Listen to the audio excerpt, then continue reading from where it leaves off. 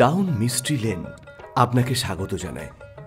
ভিন্ন স্বাদের রহস্য গল্প পেতে লাইক, শেয়ার এবং সাবস্ক্রাইব করুন আমাদের official YouTube channel down mystery lane. Bibhutibhushan Bandyopadhyay Bangla সাহিত্যের এক অন্যতম নাম। পথের পাঁচালী এবং অপরাজিত তার সবথেকে বেশি পরিচিত উপন্যাস। অন্যান্য উপন্যাসের মধ্যে আরণ্যক, চাঁদের পাহাড়, আদর্শ হিন্দু হোটেল, ইছামতি এবং অশনি সংকেত বিশেষভাবে উল্লেখযোগ্য।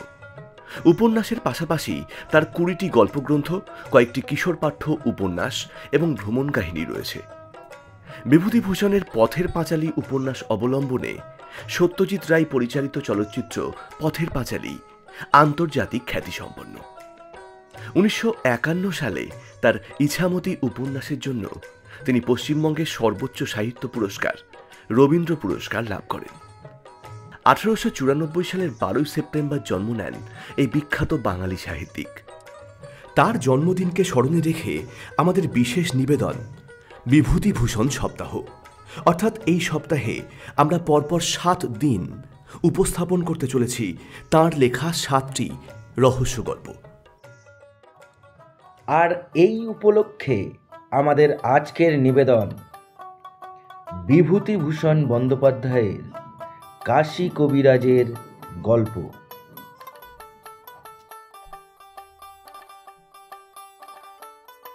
আমার উঠোন দিয়ে রোজ কাশী কবিরাজ একটা ছোট ব্যাগ হাতে যেন কোথায় যায়। জিজ্ঞেস করলেই বলে, এই রাতে সনেকপুর রুগী দেখতে ভাইয়া। একদিন বললে, নৈয়াটি যাচ্ছি রুগী দেখতে, সেখান থেকে শ্যামনগর যাব। সেখানে আপনার রুগী আছে বুঝি? সব জায়গায় আছে, কলকাতায় মাসে 2 বার জাতি হয়। আমার হাসি পায়। কাশী কবিরাজ আমাদের গ্রামে বছরখানেক আগে বাংলাদেশ থেকে এসে বাসা করেছেন। জঙ্গলের মধ্যে একখানা দোচালা ঘর, আম গাছের ডালপালায় ঢাকা। দিনে সূর্যের আলো প্রবেশ করে না। ছেঁড়া কাপড় পরে কাশী কবিরাজের বউকে আমি ধান সিদ্ধ করতে দেখেছি। এতই যদি পসার, তবে এমন অবস্থা কেন?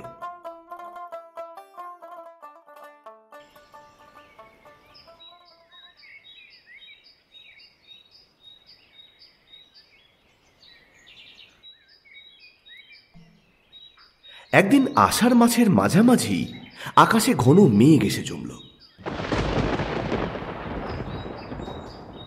বৃষ্টি প্রায় আসে আসে। কাশী কবিরাজ দেখি আমার উঠোন দিয়ে হন হন করে ব্যাগ হাতে চলেছে।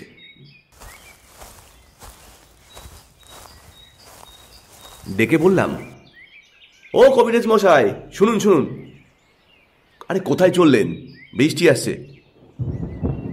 কাশী কবিরাজ আমার চণ্ডী মণ্ডপে এসে উঠে বসল। বললে, এই একটু রানাঘাট যেতাম এই ট্রেনে, রোগী ফেলো। কে রোগী? একজন মাদ্রাজি, পা ফুলে বিরাট হয়েছে। সব ডাক্তার জবাব দিয়েছে। 3 বার 100 করতে গিয়েছিল।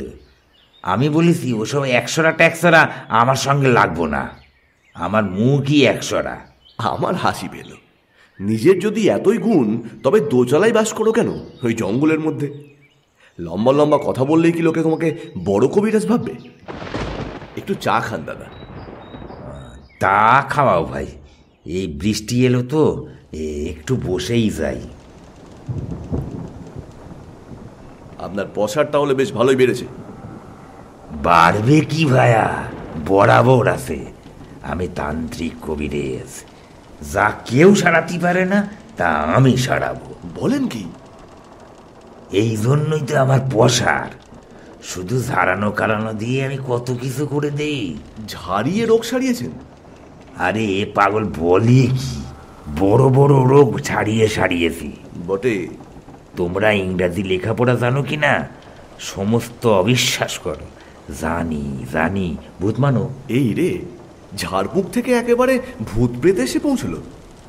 কাশীনাথ কবিরাজ অনেক কিছুই জানে দেখছি। বললাম, আচ্ছা আমি যদি বলি যে মানি নে?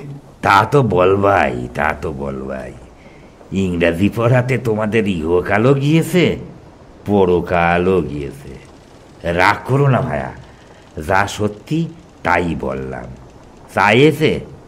তাহলে একটা গল্প বলি শোনো, আমার নিজের চোখে দেখা। খুব বৃষ্টি এসে পড়ল, চারিদিক অন্ধকার হয়ে এলো। কাশীনাথ কবিরাজ তার গল্প আরম্ভ করল।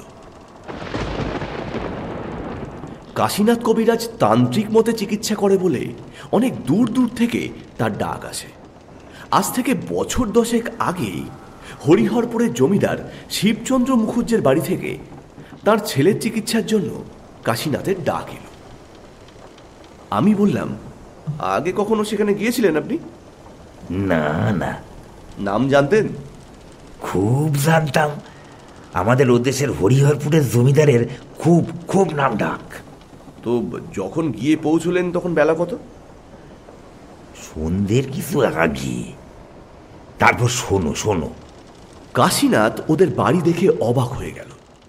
সেকেলে নাম করা জমিদার, মস্ত বড় দেউড়ি, 2-3 মহলা বাড়ি। দেউড়ির পাশে বৈঠকখানা ঘর, তার পাশে একটা বড় বারান্দা, ওদিকে ঠাকুর দালান, বাইরে রাসমঞ্চ আর দোলমঞ্চ। তবে এ সবই ভগ্নপ্রায়, পূর্বে সমৃদ্ধি ঘোষণা করে দাঁড়িয়ে আছে মাত্র। বড় বড় বট অশ্বত্থের গাছ বাড়ির গায়ে গজিয়েছে। মন্দিরের চূড়োর ফাটলে বন্য শালিখের গর্ত, কাঠবিড়ালির বাসা। সামনে বড় একটা আধমজা দিঘি, পানায় ভর্তি। সন্ধ্যার কিছু আগে সেই মস্ত বড় পুরনো ভাঙা বাড়ি দেখে কাশীনাথের মনে কেমন এক অপূর্ব ভাব হলো।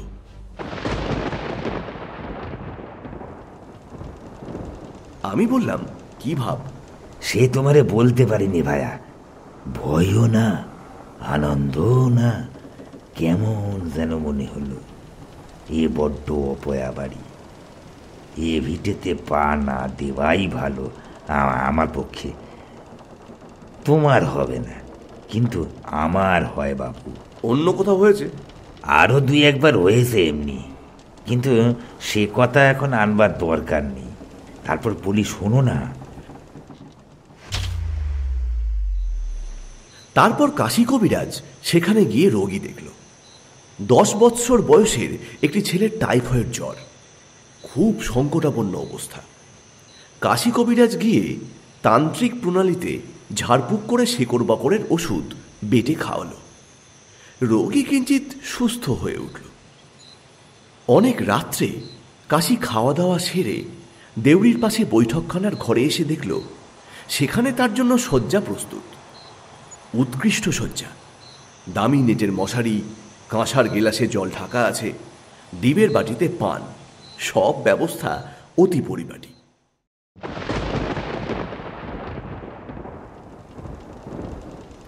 আমি বললাম, বড় লোকের বাড়ির বন্দোবস্ত।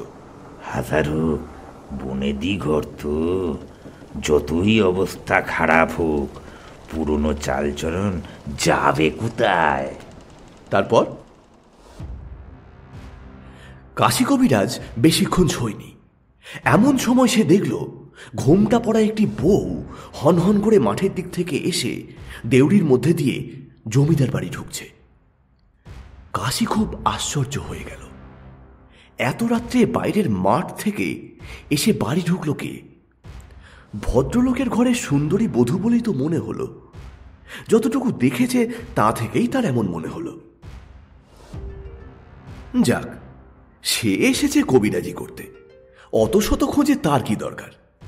যে যা ভালো বোঝে করুক।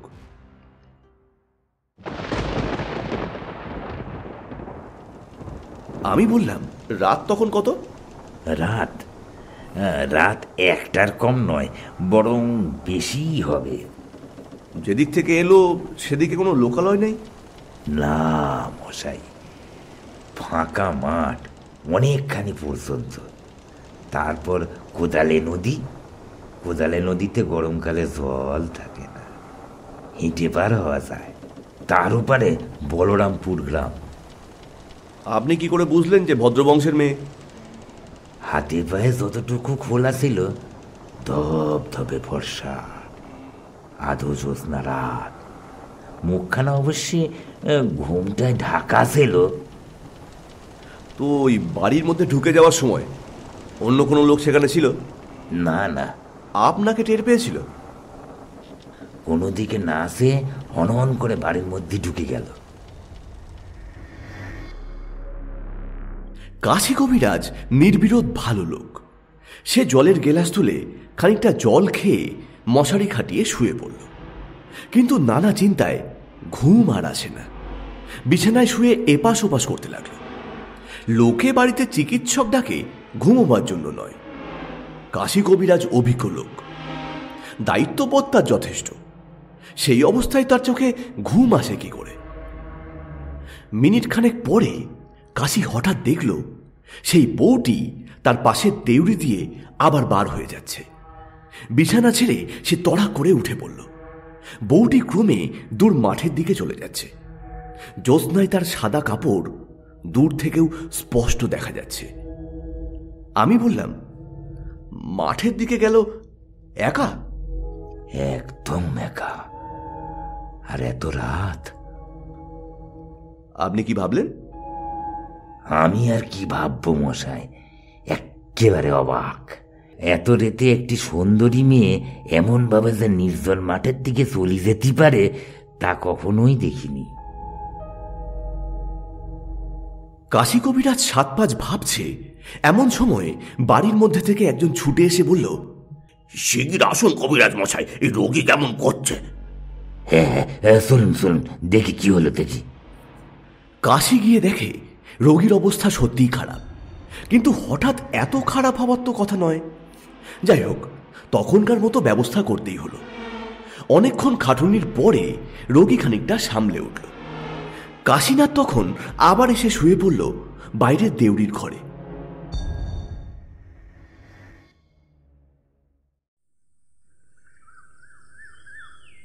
পরের দিনও মানে রোগীর অবস্থা ক্রমশই ভালোর দিকেই চলল।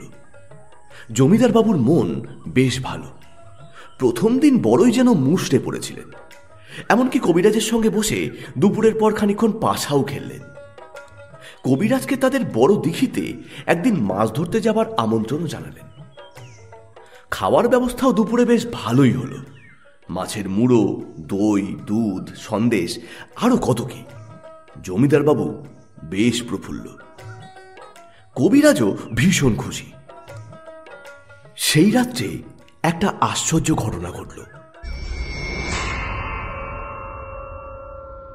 এমন ধরনের ব্যাপার কাশী কবিরাজ কখনো কল্পনাও করতে পারেননি। রোগীর অবস্থা ভালো থাকার দরুন সেদিন আর বেশি খাটুনি ছিল না।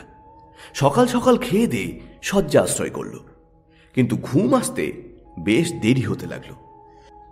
কোথাকার ঘড়িতে 1টা বেজে গেল ঢং করে। ঠিক সেই সময় কাশী কবিরাজ দেখল সেই ঘোমটা পড়া বউটি দেউড়ি দিয়ে ঢুকে অন্দরের দিকে চলেছে। বলতে কি, কাশী কবিরাজের বড়ই বিস্ময় বোধ হল। কি সাহস মেয়েটার! এত রাতে মাঠের মধ্যে দিয়ে চলে আসতে তার ভয়ও কি করে না? মিনিট 15 কেটে গেল, কি 20 মিনিট। তারপর কাশী কবিরাজকে আশ্চর্য স্তম্ভিত করে দিয়ে সেই বউটি ওর ঘরে এসে ঢুকল। আমি বললাম, আপনার ঘরে? হ্যাঁ, একেবারে আমার সামনে। ঘরে আলো ছিল? বাড়িতে রোগী থাকার দরুন আমার ঘরে সারা রাতি একটা হ্যারিকেন চলে। সেই বউটি কাশী কবিরাজকে বললে, তুমি এখানে থেকো না, চলে যাও এখান থেকে। বিস্মিত ও স্তম্ভিত কাশী কবিরাজ মেয়েটির মুখের দিকে চেয়ে বলল, আপনি কে মা? আমি যেই হই, তুমি এখান থেকে যাবে কি না? মা, আমি চিকিৎসক, রুগী দেখতে এসেছি। আমার কাজ না সেরে আমি কি করে যাব বলো? তুমি এ রোগী বাঁচাতে পারবে না। কাল সকালে চলে যেও এখান থেকে। আপনি কি করে জানলেন রোগী বাঁচবে না? আমি ওর মা। ওর সৎমাকে খুব কষ্ট দিচ্ছে। সে কষ্ট আমি চোখে দেখতে পাচ্ছি না। আমি ওকে নিয়ে যেতে এসেছি, নিয়ে যাবই। তুমি কিছুতেই রাখতে পারবে না। কাশীনাথ কবিরাজ তখন ব্যাপারটা ঠিক যেন বুঝে উঠতে পারেনি।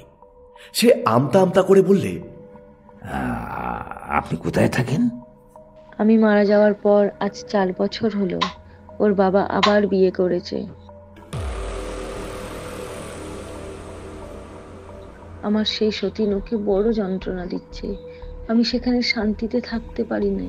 খোকা আপন মনে কাঁদে, আমি শুনতে পাই। ওকে আমি নিয়ে যাবই। তুমি কেন অপযশ কুড়োবে? ঘরের ছেলে ঘরে ফিরে যাও। কাশীনাথের সমস্ত শরীর যেন হিম হয়ে গিয়েছে। কি ব্যাপারটা সামনে ঘটছে তার যেন কোনো ধারণাই নেই। তবুও সে হাত জোর করে বললে, মা মা একটা কথা, আমি জমিদার বাবু মানে আপনার স্বামীকে সব বলি। তিনি তার ছেলেটিকে বড্ড ভালোবাসেন। ছেলেটিকে আপনি নিয়ে গেলে তার কি অবস্থা হবে একটু ভেবে দেখুন। বউটি বললেন, তার এ পক্ষের ছেলে মেয়ে হবে, তাদের নিয়ে থাকবেন তিনি। ও কথা বলবেন না মা। আপনি তার কথা চিন্তা না করলে কে চিন্তা করবে? সব দিক বুঝুন, তার কথা ভাবতে হবে আপনাকেই। আমি আজই সব খুলে তাকে বলছি। যদি তিনি তার এ পক্ষের স্ত্রীকে বলে ছেলেটির উপর অত্যাচার নিবারণ করতে পারেন, তবে আপনি আমাকে কথা দিন ছেলেটিকে আপনি নিয়ে যাবেন না। আমি সে চেষ্টা করি মা। ঠিক আছে, করো। বলেই মূর্তিটি অদৃশ্য হলো না, কিন্তু ঘর থেকে বার হয়ে, দেউড়ি দিয়ে বার হয়ে মাঠের দিকে চলে গিয়ে নিশীথ রাত্রি শুভ জ্যোৎস্নার কুয়াশায় মিলিয়ে গেল। আমি জিজ্ঞেস করলাম, বলেন কি? হে মশাই, আর কি বলবো? আচ্ছা, এই মূর্তির কোনো অংশ অস্পষ্ট নয়? দিব্যি মানুষের মতো, কোথাও কোনো অস্বাভাবিকতা নেই। কথাবার্তা বললাম, আমার কোনো ভয় হলো না। একজন ভদ্রমহিলার সঙ্গে কথা বলছি, তেমনিই মনে হলো। মূর্তিটি অদৃশ্য হওয়ার খানিক পরেই বাড়ির মধ্যে থেকে কাশিকে ডাকতে হলো। রোগীর অবস্থা খুব খারাপ, অথচ সমস্ত দিন এমন ভালোই ছিল। তখনকার মতন সুব্যবস্থা করে ভোরের দিকে কাশী কবিরাজ জমিদার বাবুকে বললে, জমিদার বাবু, আপনার সঙ্গে আমার একটু কথা আছে, বাইরে চলুন। আমি বললাম, বাইরে এসে সব কথা বললেন নাকি? হ্যাঁ, গোড়া থেকে বললাম। এই আপনি যেখানে দাঁড়িয়ে আছেন, আপনার প্রথম পক্ষের স্ত্রী কিছুক্ষণ আগে সেখানে দাঁড়িয়েছিলেন। বিশ্বাস করলেন? কেঁদে ফেললেন, বললেন, আমি জানি। আমি এই অসুখের সময় একদিন ওকে শিওরে দাঁড়িয়ে থাকতে দেখেছি। তারপরের ইতিহাস খুব সংক্ষিপ্ত। জমিদার বললেন, আমি জানি ওর সৎমা ওর উপর খুব সদয় নয়, তবে এতটা আমি জানতাম না। আমি কথা দিচ্ছি, খোকা সেরে উঠলে ওর মামার বাড়িতে রেখে লেখাপড়া শেখাবো। এই সংস্রবে আর আনবো না। আমার এই স্ত্রীকেও আমি শাসন করছি। আপনি আপনি তাকে জানাবেন। রাত ভোর হয়ে গেল। রোগীর অবস্থা ক্রমশ ভালো হয়ে উঠতে লাগলো। 11 দিনের পর কাশী কবিরাজ পথ্য দিলেন তাঁর রোগীকে। বললাম, ওর মাকে আর দেখেননি? আসেননি আপনার কাছে? না।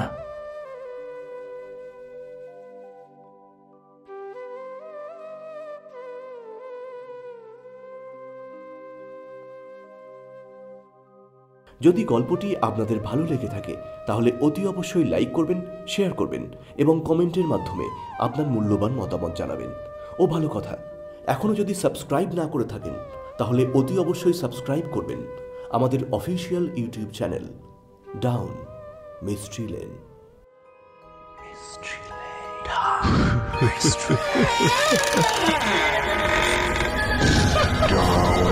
Mystery Lane.